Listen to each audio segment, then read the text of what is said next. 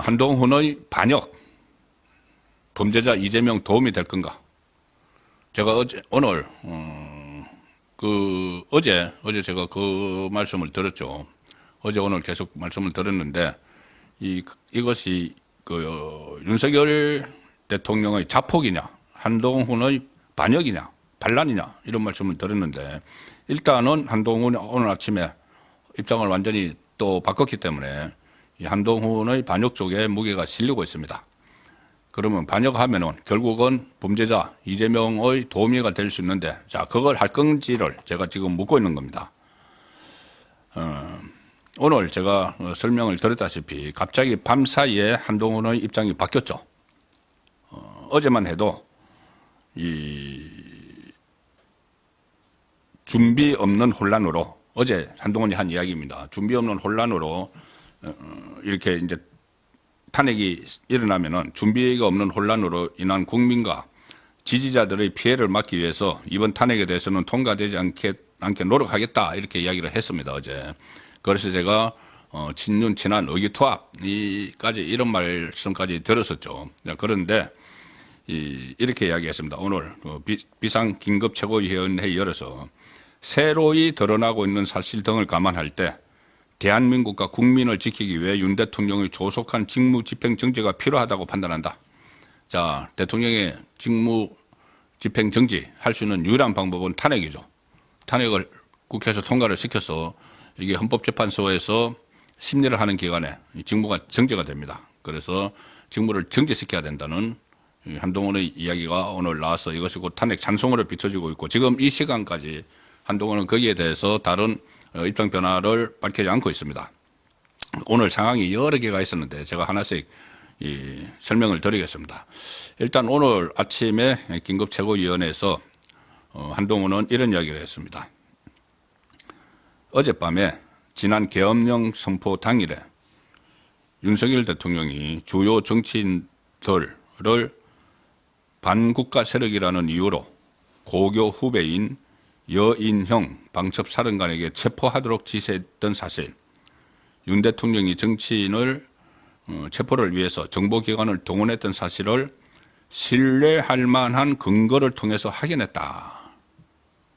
자, 그래서 윤석열 대통령의 조속한 직무 집행 정지가 필요하다. 이렇게 정치인들을 체포를 하려고 했기 때문에 또 직무를 계속하면 또 이런 일을 벌이지 않을까. 그래서 직무를 집행을 정지해야 된다, 이런 논리인데, 사실상 이 안에 본인의 이름이 들어가 있기 때문에 그런 것이 아닌가. 그것은 다들 그렇게 인식을 하고 있는 것이고, 본인의 체포 대상에 본인이 들어가 있습니다. 나중에 제가 이 체포 대상 13명의 진실, 이게 뭔지를 설명을 드리겠습니다. 13명이 들어가 있습니다. 그런데 여기서 신뢰할 만한 근거를 통해서 확인했다, 이렇게 됐죠. 이 누군지 지금 사실상 드러났습니다. 이게 누군지. 이 한동훈에게 이 말을 해준 사람이 누군지. 바로 국정원 1차장, 홍장원 국정원 차장이 어젯밤에 이 한동훈에게 이런 말을 해준 걸로 지금 거의 확인이 되고 있습니다. 이 말씀도 제가 잠시 후에 설명을 드리겠습니다. 한동훈 대표는 아침에 여인형 방첩사령관이 그렇게 체포한 정치인들을 과천의 수감 장소에 수감하려 했다는 구체적인 계획이 있었던 것도 파악됐다. 이것도 국정원 차장에게 들은 이야기입니다. 앞으로 여러 경로로 공개될 것이다, 이렇게 했는데 국정원 차장이 오늘 공개를 했습니다.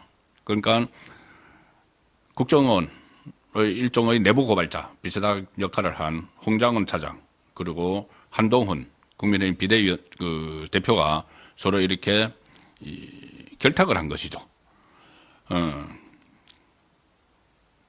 그리고 왜 이 관련자들을 비상계엄이 일어났을 때 거기에 관여한 군의 인사들에 대한 인사조치도 하지 않느냐, 이렇게 막 하면서 공격을 합니다. 일단 본인이 말 바꾸기를 했으니까 어제하고 오늘 하룻밤 사이에 명분은 이걸로 갖다 댔지만, 사실 어제 한동훈 대표가 이렇게 탄핵안에 찬성한다는 입장을 밝히고 나서, 탄핵안에 반대한다는 어제 입장이었죠. 어제는 반대 입장이었죠. 오늘은 찬성 입장이고, 반대하는 입장을 밝히고 나서 기존의 한동훈 지지층에게 많은 비판을 받았습니다. 한동훈이.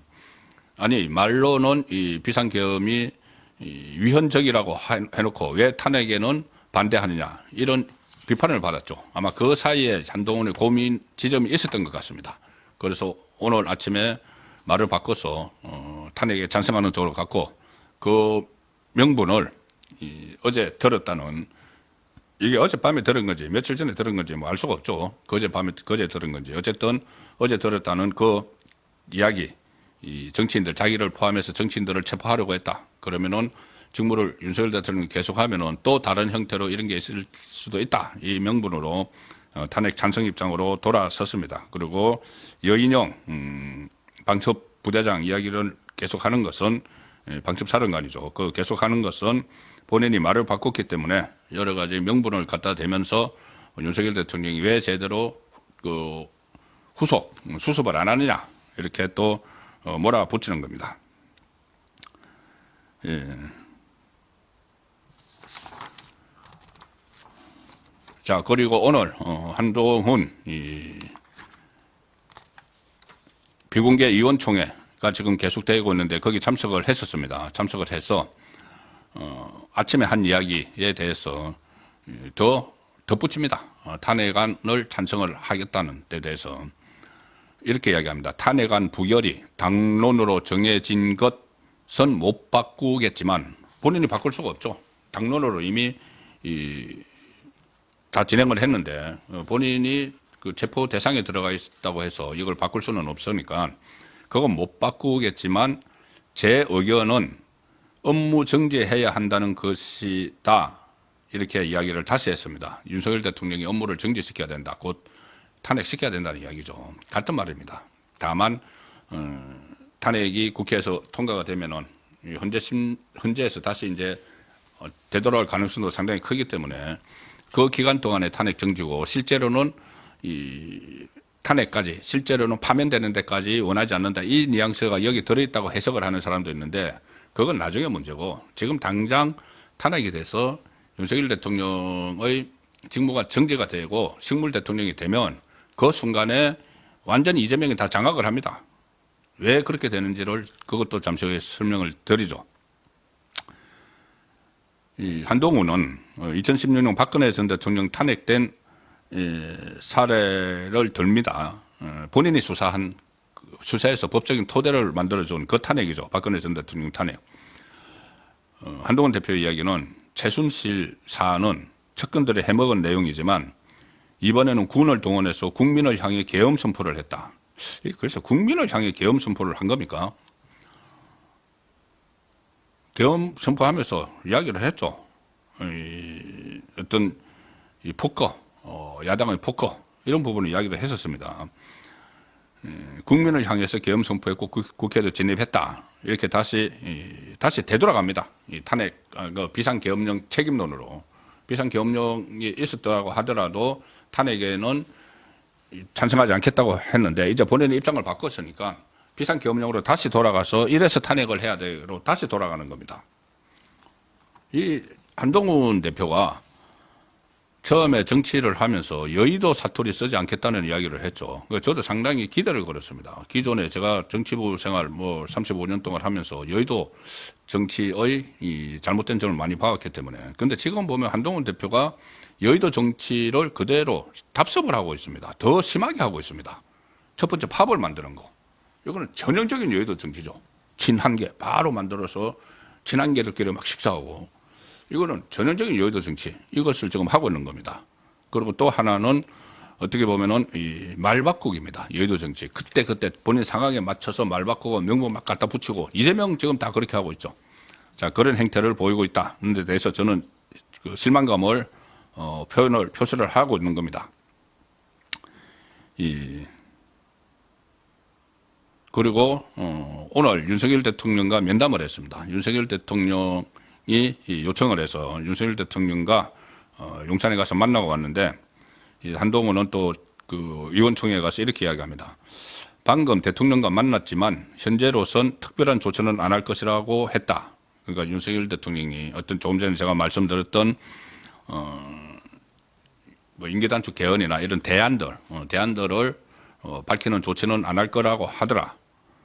그리고 대통령으로부터 업무 정지 판단을 뒤집을 만한 한 말은 듣지 못했다. 그러니까 본인이 탄핵으로 선회했는데 그것을 다시 뒤집을 만한 말은 듣지 못했다. 이제 본인 기준에서 이야기를 하고 있는 것이죠. 대통령에게 3일 지난 3일 화요일이죠. 비상계엄 이후 오랜 시간이 지났는데 국민들에게 입장을 좀 직접 설명을 해야 한다. 이렇게 요청드렸지만 아직 때가 아니다는 답을 들었다. 이렇게 이야기를 했습니다. 지금 당장 내일 탄핵을 표결을 하는데 대통령이 지금 그 전이라면 몰라도 지금 입장을 발표를 하고 뭐 사과 뭐 한다 가르기 이렇게 하면은 그거는 완전히 빌미를 주는 겁니다. 봐, 저 사과한다잖아. 잘못한 게 있으니까 사과하지. 그건 탄핵해야지. 이렇게 될 수밖에 없습니다. 무슨 말을 하더라도. 자, 그런 상황을 지금 윤석열 대통령이 설명을 한 것이라고도 볼 수 있죠. 그리고 한동훈은 우리가 이제는 책임 있는 결정을 해야 한다. 자, 탄핵을 해야 한다는 이야기입니다. 국민들은 또 이런 일이 생길 것이라는 불안이 있고 이를 반드시 해소해야 한다. 이 논리는 이재명의 논리하고 똑같습니다. 탄핵을 안 하면은 또 계엄령을 발동할 거다. 뭐 북한하고 국지전을 벌일 거다. 이런 근거 없는 그런 이야기들을 이재명이 하는데 한동훈 대표도 같은 말을 하고 있습니다. 그래서 범죄자 이재명 도움이 될 건가? 제가 지금 제목에 그렇게 달았죠. 자, 한동훈은 이거 다시 한번 생각을 해야 됩니다. 윤석열 대통령이 없었다면은 지금의 한동훈은 없는 것이죠. 검사 시절은 다 놔두고 지금 정치인 한동훈, 차기 대권주자 한동훈이 있기까지는 윤석열 대통령이 없으면 불가능합니다. 윤석열 대통령이 그때 이 대선 후보 때 그런 질문이 나왔습니다. 그때 한동훈도 윤석열 대통령과 같이 윤석열 사단 이렇게 해서 뭐 4번, 5번 자천을 당했죠. 추미애에게. 자, 그래서 한동훈에 대해서 그때 언론에서 어떻게 활용을 할 건가 대통령 되면 물어봤을 때, 그때 서울중앙지검장 이야기가 나왔었습니다. 서울중앙지검장으로서는 충분히 그런 역량이 있는 인물이다. 이런 식으로 이야기를 했는데 실제로 대통령이 되고 나서는 서울중앙지검장이 아니고 검찰총장도 아니고 그 뒤에 그보다 훨씬 높게 뛰어서 법무부 장관을 시켰죠. 법무부 장관을 시켰고 아시다시피 그때부터 이 민주당 그 법사위원들이 뭐 속된 말로 박살을 내면서 정치적인 인기가 막 올라갔습니다. 그리고 결국은 이 정치권에 뛰어들었고 그 국민의힘 비대위원장도 하고 지금은 당대표도 하고 있는 상황이죠. 자, 그런 상황인데 그리고 또 이재명에 대해서 제가 왜 법무부 장관 말씀을 드렸냐면 이 말씀을 드리려고 한 건데 이재명이 이 2번 체포동의안이 국회에 제출이 됐죠. 그때 법무부 장관 한동훈이 2번이나 나와서 이재명을 왜 구속해야 되는지 그것을 강하게 설파를 했습니다. 그리고 가눈클럽 토론회에서 비대위원장 시절에 이재명은 그때 이제 그 검찰공화국 이야기가 나오니까 이재명은 검찰공화국이라면 이재명은 지금 감옥에 가 있을 거다. 이런 이야기까지 했던 한동훈입니다. 그리고 지난 총선 때 2조 심판론, 이재명 조국 심판론을 외쳤죠.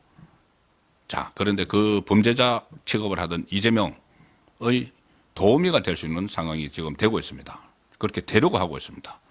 이재명뿐이 아니고 조국도 지금 완전히 기가 살아서 뭐 12월 12일 날 대법원 확정 판결 다가오는데 이제 6일 남았는데 거기서 뭐 연기해달라 하고 있는데 이렇게 되면은 조국 도우미까지 하게 될지도 모르는 상황이라는 것을 한동훈은 알아야 됩니다.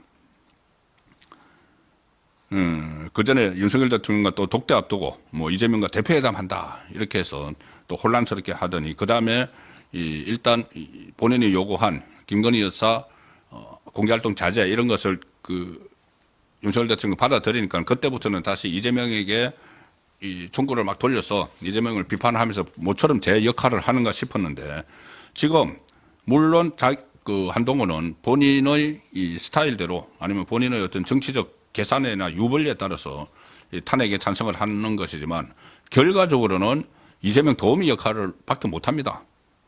과거에 유승민, 김무성 그 사례를 보면은 뻔한 거죠. 지금 가는 거. 김무성, 유승민은 사실상 문재인 대통령 되는데 도움 역할을 하고 본인들은 그냥 그 다음에 그 어떤 지금 역할을 본인도 뭐 대선 주자급 이렇게 됐지만은 대선 주자는커녕 김무성 전 대표는 얼마 전에 그 총선에 나오려고 하다가도 그것조차도 못했죠. 유승민은 그때 경기도지사 나오려고 하다가 그것도 못했습니다. 대권은커녕 본인들이 도움 역할만 해주고 본인들은 정치적으로 다 가라앉아 버립니다. 배신자 프레임이 쓰여지기 때문에 지금 한동훈은 그 길을 걸어가려고 하는 겁니다. 본인이 아무리 개인기가 있고 하지만은 그 정치판에서 닳고 다른 김무성, 유승민도 배신자 프레임에서 벗어나지 못하고 사실상 정치 생명이 끝나버리고 이 상황인데 한동훈은 정치 경험도 없으면서 아무리 본인이 이 머리가 뛰어나다고 그것을 믿고 하는지 몰라도 결국은 이재명의 도움이 역할만 하고 본인은 바닥으로 추락하는 그 뻔히 보입니다. 저에게는 그 앞날이 만약에 내일도 진짜 이 한동훈이 주도를 해서 탄핵안을 통과시켜 버리면은 제2의 유승민 그대로 그 길 그대로 갑니다. 두고 보십시오. 만약에 그렇게 된다면은. 그리고 또 하나 친한계라는 사람이 한 20명 정도 된다는데 자, 이 사람들은 그렇다면은 한동훈 대표가 이렇게 입장을 바꿔버렸는데 하루 사이에 바꿔버렸는데 그 입장 바꾼데 또 그대로 따라갈 건가요? 그냥 한동훈 대표가 지금 8표 이제 이상이 이탈을 하면은 통과가 되는데 한동훈 대표가 이야기했다고 8명 이상이 그래? 그러면 우리 대표님이 입장을 하루아침에 바꿨었으니 나도 입장을 하루아침에 바꿔야지. 이게 국회의원입니까? 그 안에는 중진 의원도 있고 특히 조경태 오늘 유일하게 내일 탄핵에 찬성할 거라고 이야기를 했습니다. 조경태 친한으로 돼 있는데 무려 6선 국회의원을 한 사람이 본인의 어떤 뭐 줏대도 없이 뭐 조경태가 또 민주당 출신입니다. 원래 민주당 출신이라서 좀 예외라고 쳐도 다른 친한계 의원들이 그대로 다 따라가면은 그때 유승민계, 김무성계, 뭐 무대계 이렇게 불렀죠. 그 사람들 지금 안 보입니다. 아무도. 똑같이 몰락을 하는 거죠. 그냥 좌파 도우미 역할만 해주고. 자, 그래서 제가 오늘의 정치 토픽 처음은 한동훈의 반역. 제가 아침에 말씀을 드렸죠. 상당히 혼란한 상황이 일어났는데 이것이 윤석열 대통령의 어떤 자폭이냐. 뭐 이렇게 비상계엄하고 한 것이 이게 그냥 자폭이냐. 아니면 한동훈의 반역이냐. 이것을 제가 오늘 좀 이 상황을 파악을 하고 취재를 해서 제가 정리를 해드리겠다고 했는데 지금 상황은 뭐 자폭을 하는 부분도 없지는 않죠. 사실 완전히 없지는 않습니다. 선택을 잘못한 게 몇 가지가 있습니다. 윤석열 대통령이. 그렇다고 해도 한동훈이 여기서 반역을 이렇게 하면은 안 되는 거죠. 그것은 윤석열 대통령과의 관계가 문제가 아니고 우파 전체와 관련된 일이기 때문에 제가 반역이라는 표현을 썼습니다. 이 반역에서 벗어날 시간 이제 얼마 남지 않았죠.